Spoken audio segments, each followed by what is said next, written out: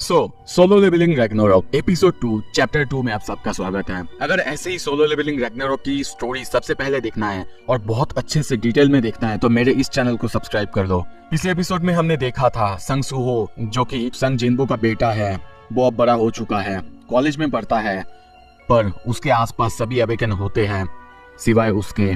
पर तभी देखते हैं उसके वहां पे एक गेट ओपन होता है और उसमें से कुछ मॉन्स्टर्स उनके कॉलेज के ऊपर आके हमला करते हैं। अब आगे एपिसोड के शुरू में हम सूहो की आवाज सुनते हैं। वो कहता है, एक बार मुझे एक सपना आया था, ये सब कुछ एक गेम की तरह था। मैं लेवल अप करता था मॉन्स्टर्स को हरा के। जितने सारे मॉन्स्टर्स को मैं मारता, जितने सारे मॉन्स्टर्स को मैं हराता, मैं उतना ही ज्यादा ताकतवर होता जाता। Fighting over and over again. जैसे करते करते मॉन्स्टर्स भी ताकतवर होते जाते, उनके साथ मैं भी और ज्यादा ताकतवर होता रहता था। बहुत सारे काउंटलेस चैलेंजेस के बाद फाइनली मैं फाइनल लेवल तक पहुंच चुका था। पर जो फाइनल बॉस था जिससे कि मैं लड़ा था, वो फॉर्मिडेबल था, उसे हराया नहीं जा सकता था, वो इतना ज्यादा ताकतवर था। ऑल्दो वो इस तरह का एक एनिमी था जिसके ताकत का आप एनवी नहीं कर सकते, बस आप उसके प्रेस कर सकते हैं, उसके प्रशंसक बन सकते हैं, रेस्पेक्ट कर सकते हैं। और पता नहीं क्यों किसी वजह से मुझे ऐसा लगता था कि जो फाइनल बॉस का आइडेंटिटी था वो बेटा गेम अच्छा लगा ना तुम्हें? गेम डैड वो मेरी डैड की तरह था। जितना कि मुझे लगता है जो इमेज मेरे डैड का मेरे पास था, वो मैंने अपने ड्रीम में प्रोजेक्ट करना चालू करा था। एक स्ट्रॉन्ग डिपेंडेबल डैड। कैसे डैड इतने स्ट्रॉन्ग पर्सन बन सकते हैं? तभी देखते बाप एक सिलेंडर को, वो सोचता है, डैड अगर आप मेरी जगह पे होते ऐसी सिचुएशन में तो आप क्या करते?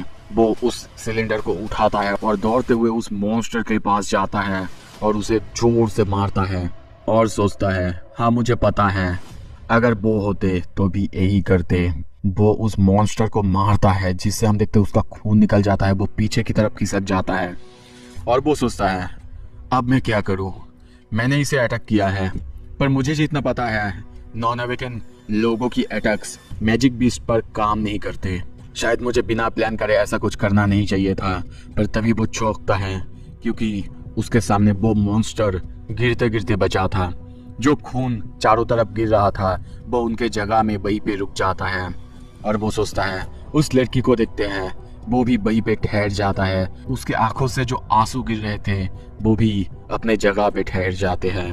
वो सोचता है, ये सब आखिर क्या है? क्या समय वो रुक चुका है? वो सामने देखते हुए चौंकता है क्योंकि उसके सामने एक नोटिफिकेशन डिस्प्ले ओपन होने लगता है जिसमें कि लिखा हुआ था, secret quest, the courage of the powerless, conditions met, you have earn the right to become a player. क्या तुम ये एक्सेप्ट करते हो? तुम अभी प्लेयर बन सकते हो।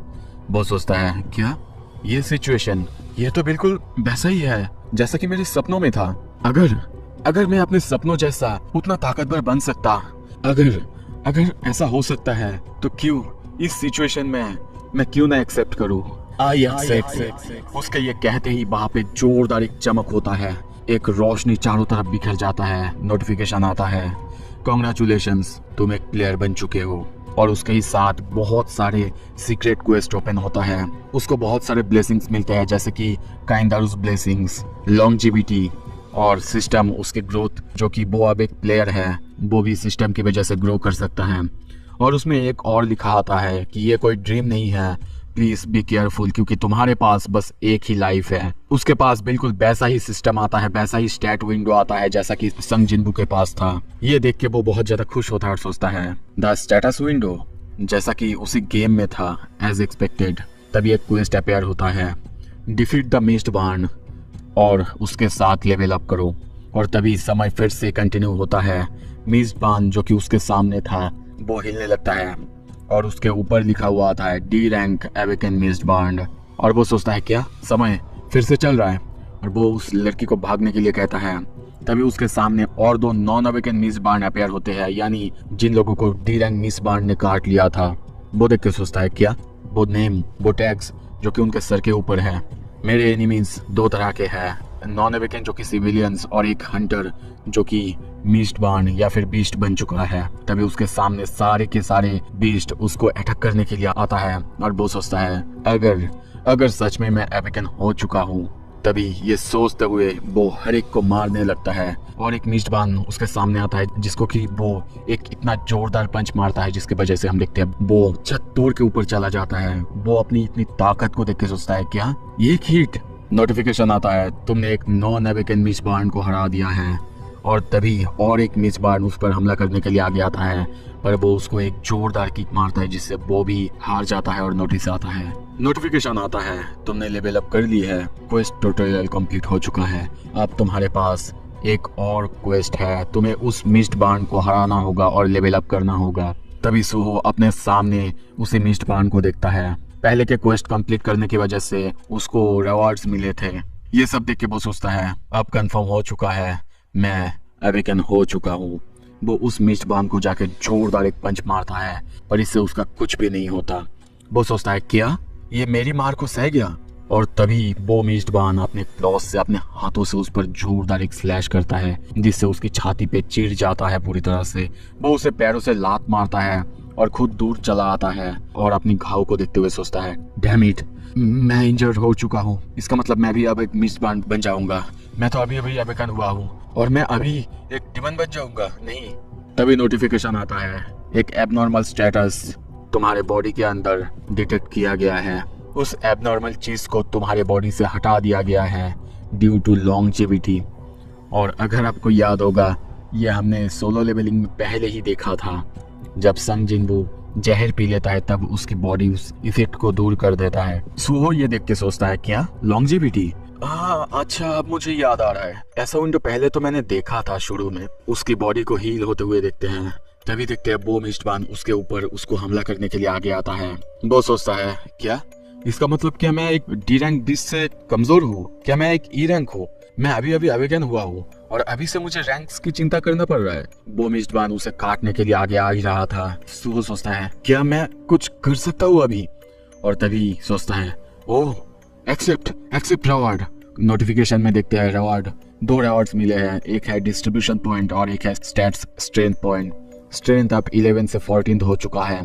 वो तभी उस मीस्टबॉर्न को और एक जोरदार पंच और लात मारता है, पर उससे भी उसका कुछ नहीं होता। वो मीस्टबॉर्न फिर से उसके ऊपर हमला करने के लिए आगे आता है। सुहो भी जोर से उसे जाके एक पंच मारता है, पर उससे भी उसका कुछ नहीं होता। सुहो सोचता है क्या मैं ताकतवर हो चुका हूँ, इतने ताकत के साथ भी मैं इसे नहीं हरा सकता। अगर ऐसा ही केस है तो ठीक है, मेरे पास जो डिस्ट्रीब्यूशन 5 पॉइंट्स है मैं उसे भी स्ट्रेंथ पे लगा दूंगा।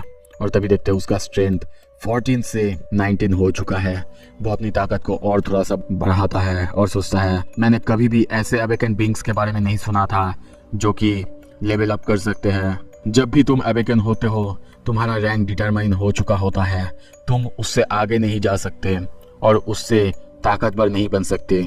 वो उस मीस्टबॉर्न को एक जोरदार पंच मारता है और झुक के उसके पेट में भी जोरदार एक पंच मारता है और सोचता है मुझे नहीं पता ये जो रैंक्स है ये कौन डिसाइड करता है, पर जो भी हो अगर मुझे ऐसा कुछ पावर मिल चुका है कि मैं इस कर्स सिस्टम से खुद को ब्रेक कर सकता हूँ तो मैं जरूर करूँगा। और तभी देखते हैं अब वो एक के बाद एक उस मीस्टबॉर्न को, उस बीस्ट को पंच करने लगता है। पंच करते करते वो उसे दीवार के पास ले जाता है और उसका पंच अब इतना ज्यादा ताकतवर हो चुका है कि हम दीवार को देखते हैं वो भी टूटने लगता है।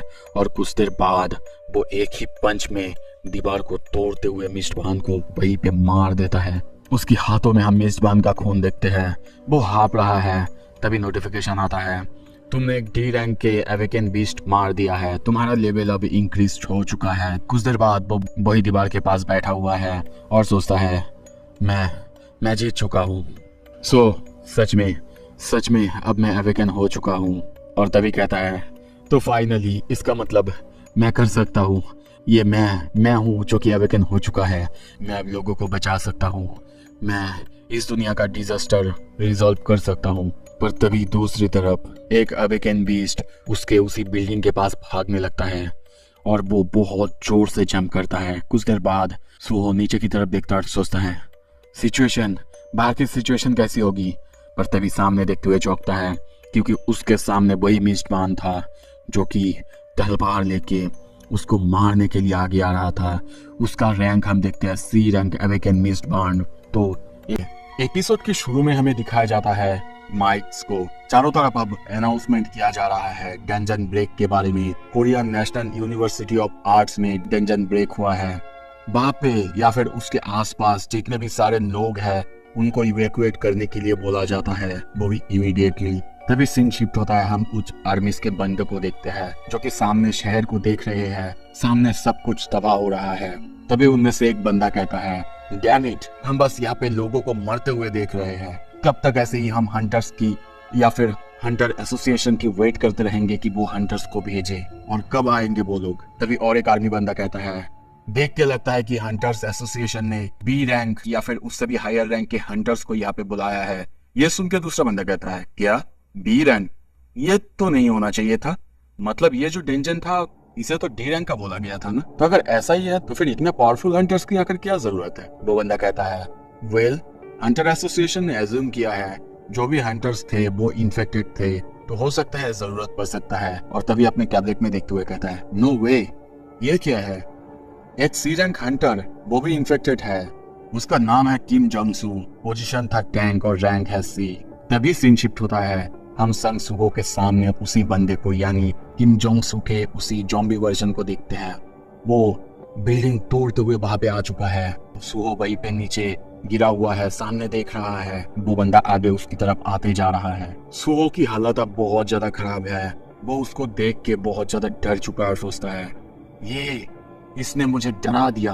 क्या सच में ये बंदा वहां पे नीचे से एक ही जंप करके ऊपर तक आया है? और तभी उसके पास या फिर उसके ऊपर लिखा हुआ को देखता है, जहाँ पे लिखा हुआ था सी रैंक अवेकन मिस्ट बार्न। ये देख के वो सोचता है, क्या सी रैंक अवेकन मिस्ट बार्न? देख के ऐसा लगता है कि इसके पास एक वेपन भी है।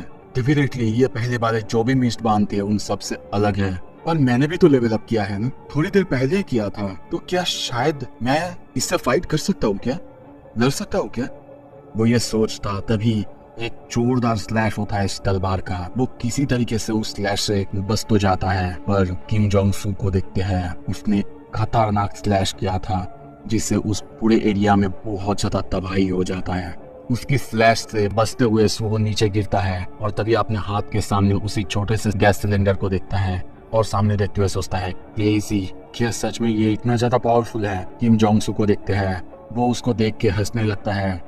ऐसा लग रहा था जैसे कि इसके पास थोड़ा सा इंटेलिजेंस है। और तभी वो और एक बार उसको मारने के लिए आगे आता है, पर सुहो तभी अपने सामने जो सिलेंडर था उसको फेंकता है, पर किम जोंग सू उस सिलेंडर को एक ही बार में 2 टुकड़े कर देता है। उसमें से गैसेस बाहर निकलने लगता है। तभी देखते हैं सुहो दरवाजा से बाहर भागने लगता है और सोचने लगता है, ये इम्पॉसिबल है, ये मॉन्स्टर, इससे मैं नहीं लड़ सकता, ये बहुत बहुत ज्यादा ताकतवर है। जो भी रैंक्स होते हैं ये BCD ये सब ऐसे ही नहीं दिया गया है, इसलिए बताया जाता है रैंक मैटर करता है। पर वो हंटर्स वो सब आखिर कब आ रहे होंगे? काश मैं इसे होल्ड कर सकता हंटर्स के आने तक। वो ये सब सोच ही रहा था। हम उसके पीछे देखते हैं वो मिस्टबान बाहर आ चुका है। वो उसे देख के स्माइल करने लगता है, पर तभी सर घुमाता है, दूसरी तरफ देखता है। सुहो भी उसको देखने लगता है और सोचता है, नहीं नहीं। और तभी देखते हैं किम जोंग सू बाहर दूसरे बिल्डिंग में देख रहा था। वहां पे हम कुछ लड़कियों को देखते हैं जो कि बहुत ज्यादा डरे हुए हैं और सोच रहे हैं हंटर्स आ जाए उसके बाद हम लोग यहाँ से निकलेंगे। पर तभी देखते हैं किम जोंग सू वहां से अपनी जगह से जंप करता है, उनको मारने के लिए आगे आता है। वो सारे लड़कियां उसे देखने लगते हैं। सुहो ये देख के डर चुका है। कुछ देर बाद तभी जब वो वहां पे देखता है कि किम जोंग सू वहां पे जा चुका है और वहां पे उन सारे लड़कियों का खून गिरा हुआ है, मतलब उसने उन सबको मार डाला है। ये देख के सुहो को बहुत बहुत ज्यादा गुस्सा आता है और तभी वो भी जंप करता है और सोचता है, डैम इट, मैं ऐसे ही इसको बाहर खुला नहीं रख सकता जब तक कि हंटर्स आ जाए, मुझे कुछ करना ही होगा। और तभी देखते हैं वो उसको एक जोरदार लात मारता है, और तभी जब देखता है उसके पास, देखता है कि उसे कुछ भी नहीं हुआ था, बल्कि वो उसे देख के स्माइल करता है और तभी अपने तलवार से जोर से क्लैश करता है। सुहो किसी तरीके से उसके अटैक से बच तो जाता है, पर जब वो जमीन को देखता है कि वो पूरी तरह से कट चुका है और सोचता है, अगर इसकी एक भी हिट मुझे लग गया तो मैं अभी यहीं पे मर जाऊंगा। तभी वो सारे बॉडीज को देखता है और सोचता है, मैं इसे ऐसे ही खुला नहीं छोड़ सकता है, ये किसी को भी मार सकता है। तभी देखते हैं किम जोंग सू उसके तरफ आ रहा है उसे मारने के लिए। वो भी अब तैयार होता है लड़ने के लिए। वो बहुत सारा पंच उसको मारता है, उसकी स्लैशेस से बचते हुए वो बार बार उसे मारने की कोशिश करता है। बहुत तेजी से जितने पावर उसके बॉडी में था सब कुछ लगा के वो उसको मारता है। यहाँ तक कि कुछ देर बाद हम देखते हैं अपने पूरी ताकत लगा के वो उसको इतनी स्ट्राइक भी करता है। इन सब से भी किम जोंग सू या फिर मिस्ट वान का कुछ नहीं होता। और तभी देखते हैं वो एक जोरदार स्लैश कर देता है जिसकी वजह से उसकी हालत बहुत खराब हो चुका था। उसके मुंह से खून निकलने लगता है। और सिर्फ इतना ही नहीं, तभी किम जोंग सू को देखते हैं वो उसे जोरदार लात मारता है जिससे वो बहुत ही स्पीड से दीवार पे जाके लगता है। उसके मुंह से अब बहुत ज्यादा खून निकल जाता है। वो नीचे गिरता है, बैठ जाता है। किम जोंग सू धीरे धीरे उसके पास आगे जाने लगता है। तभी हम देखते हैं उसकी हालत अब बहुत बहुत ज्यादा खराब है। उसका HP 140 में से 1 पे आ चुका है। ये देख के वो कुछ सोचता है कि मैं कितना ज्यादा लकी हूँ कि सिस्टम चाहता है कि मैं फेल ना हूँ। जोंग सू उसके पास आगे आ ही रहा है। पर तभी हम कुछ बैरियर को टूटते हुए देखते हैं। सू की हालत बहुत ज्यादा खराब है। वो फिर भी उठता है लड़ने के लिए। उस बैरियर को हम और ज्यादा टूटते हुए देखते हैं। कुछ देर बाद किम जोंग को देखते हैं वो जंप करता है उसके पास उसे मारने के लिए। उसकी फटीग लेवल अब 99 हो चुका है। उसकी आंखें बंद होने लगता है और तभी देखते हैं वो वहीं पे गिर जाता है और सोचता है डैम। पर तभी उसके साइड में एक स्पेस, एक दीवार जैसा टूटने लगता है और तभी उसमें से कुछ बहुत ही तेजी से बाहर आता है और किम जोंग सू के बॉडी को पूरी तरह से खत्म कर देता है। एक ही बार में पूरी तरह से ब्लास्ट हो जाता है उसका बॉडी। तभी सीन शिफ्ट होता है दूसरी तरफ। हम देखते हैं और एक मिस्टवान को, वो भी भागने लगता है। तभी हम सुबह के जो टीचर था यानी आर्ट टीचर उसको देखते हैं।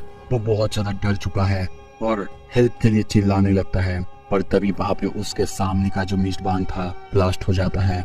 और सिर्फ यही नहीं, बाकी सारे जगह में भी देखते हैं जहाँ जहाँ पे मिस्टवान थे सब पूरी तरह से ब्लास्ट होने लगता है, तबाह होने लगता है। तभी हम एक बहुत नुकीले हाथों को देखते हैं। वो सबको धीरे धीरे तबाह करते हुए जा रहा था। एक एक करके जितने सारा मेजबान था सब तबाह हुए जा रहे हैं। वो जहाँ से गुजर रहा है वहाँ पे जो भी क्लासेस थे वो सब टूटते जा रहे हैं, एक ही बार में तबाह हुए जा रहा है। और जो भी चीज यहाँ पे स्पेस बैरियर तोड़ते हुए आया है वो यहाँ पे साउंड बैरियर को भी तोड़ चुका है। पूरे शहर में उसके आने की गूंज फैल जाता है। ये साउंड इतना ज्यादा था कि वहाँ पे जो मिलिटरीज, जो फौजी थे वो भी ये सुनते हैं, उनको भी कुछ भी समझ में नहीं आता। तभी हम देखते हैं बेरू को। अब चारों तरफ की आसमान क्लियर हो चुका है। वो बहुत ही स्पीड से आके सुहो के सामने रुक जाता है, उसके सामने झुकता है। उसके सामने हम सुहो को गिरा हुआ देखते हैं। उसकी बॉडी से काफी सारा खून रह चुका है। बेरू उसे देखते हुए कहता है, बहुत दिन हो गए हैं जब से मैंने आपको ग्रेट किया है ना यंग मोनार्क। सो फाइनली अब बेरू आ चुका है। अब से होगा तबाही, अब से होता है असली कहानी चालू। अब धीरे धीरे हमें सब कुछ पता चलेगा संग जिनको आखिर कहाँ पे है। बेरू है इसका मतलब जिनको तो बिल्कुल होगा।